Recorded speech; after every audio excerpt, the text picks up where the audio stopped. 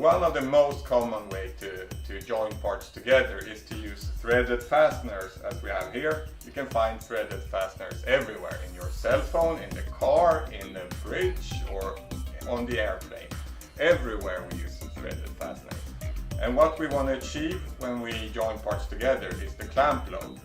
But the clamp load is extremely difficult to measure.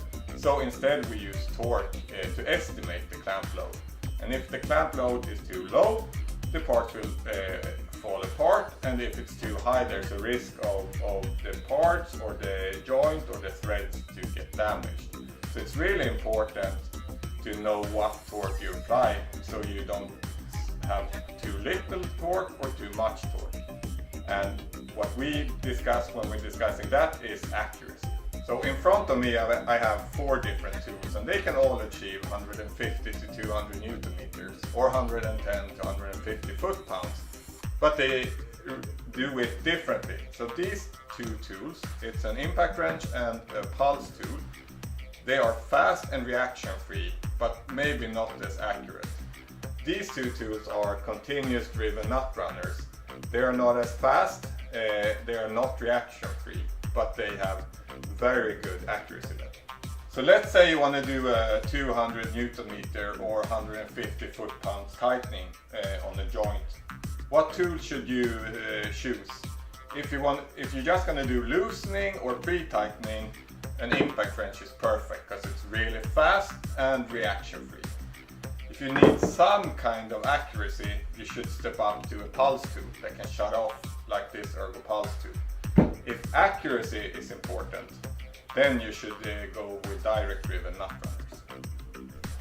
So let's run some tools so we can see the difference between a reaction-free tool and a tool that isn't reaction-free. First, you need the socket. And then, of course, protective equipment.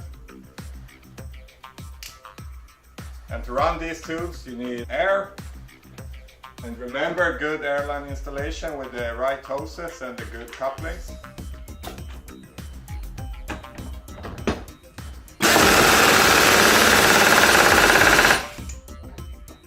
That's how the pulse tool works.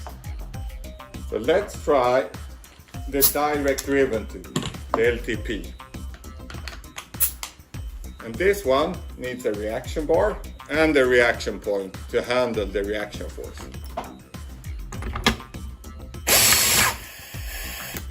So this tightening went really fast because this is a hard joint, and hard joints, it takes less time to tighten a hard joint, and that goes for any of these tools.